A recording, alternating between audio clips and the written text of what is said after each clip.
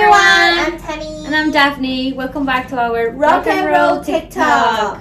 Today's video is about Catherine. Catherine, she has like great flexibility and gymnastic moves. She actually got very famous from a video on TikTok where there's like a watch and then she continues putting her feet all the way on top and more. Yeah. She also is like a portrait in motion. I love her dance ballet moves. Wow. Mm-hmm. So check out her video and don't forget to subscribe to our channel and hit the bell icon. See you next time. Enjoy. Bye. Okay, tips on tilts. Biggest thing is gonna be your stretch, obviously, so really work your middle splits for this. The more flexible you are, the easier it is to hold that leg up. How I go into this is I start in a first position, I draw my leg up to a ballet passe, and then from here I do a couple things. When I extend out, I think about pivoting my bottom foot. I think about taking my hips and tilting them all the way on top of each other. A lot of the times, people tilt their hips kind of at a diagonal, then their leg is gonna go out that way. So you wanna get it all the way up. And then you also wanna think about taking your knee close to your shoulder. If it's out here, then it's gonna go forward, which we obviously don't want. And then once that leg is up, to hold it, I think about taking my left shoulder forward and really contracting in my abs. It's gonna help a lot to keep that leg up. So I hope that helps. Okay, tips on Calypsos. First thing I would say is definitely have a lot of energy going into your chaînés before the jump. Sometimes I'll see dancers just go like down chaîné and it's really like tired and sluggish looking. I always take my chaînés with power up chaîné, down chaîné. The more like energy I build up in those chaînés, the more energy I feel like I have to actually get the jump up.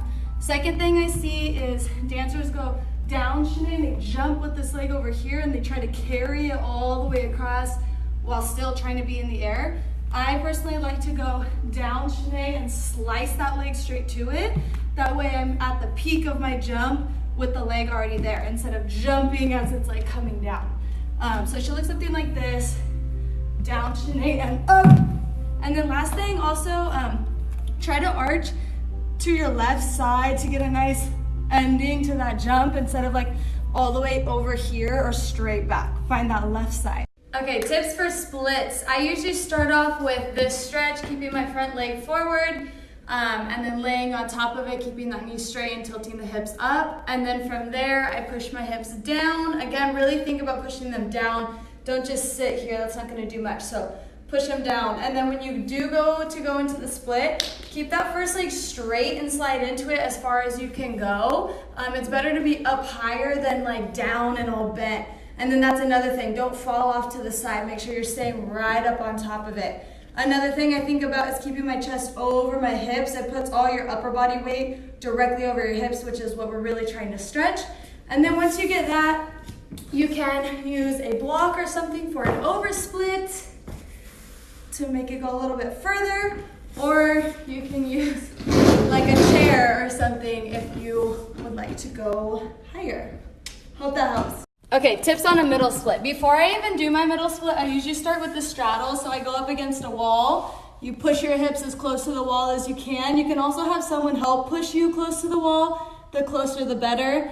And then from there, I like to use the wall for my middle split too. You want to get your heels touching, your butt touching, and you slide down from there. If your butt is off of the wall, then you're not all the way in the straddle. So really push back up against the wall.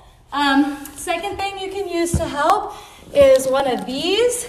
They kind of go back behind you, they attach to the feet, and then you can use your arms to kind of pull those legs back. I'll show you in the next clip, it's just awkward to get into. Okay, so it should look something like this. The band really helps pull those legs back. You can also use your arms to try to push even further. That should help. Okay, tips on how to get more pirouettes. This isn't exactly an exercise you can do, but rather it's a mind trick you can try to play on yourself to get your higher number turns. So if you are pushing for, let's say, a 5, you're gonna try to break it down into a 3 and a 2, because if you're pushing for 5, you should hopefully be landing triples easily, and then if you're landing that, you can definitely land your doubles. So break it down. When I turn, I'm gonna think 1, 2, 3, 1, 2, and down. And then if you're going for, let's say, like 8, I wouldn't break it into 4 and 4. I would try to break it into like a 5 and 3. Always put your higher number and then your easier number towards the end.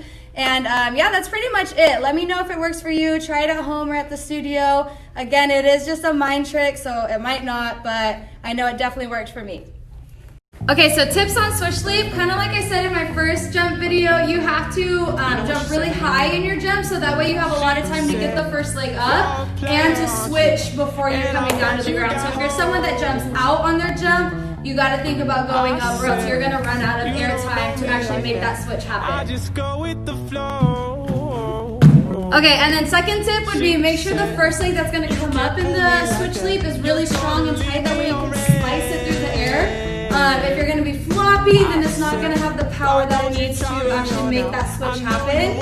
And then for certain kind of switch leaps, I tend to think about plieing as the first leg comes up and then jumping as I'm making the switch, instead of jumping on the first leg and still trying to keep it up for the second leg.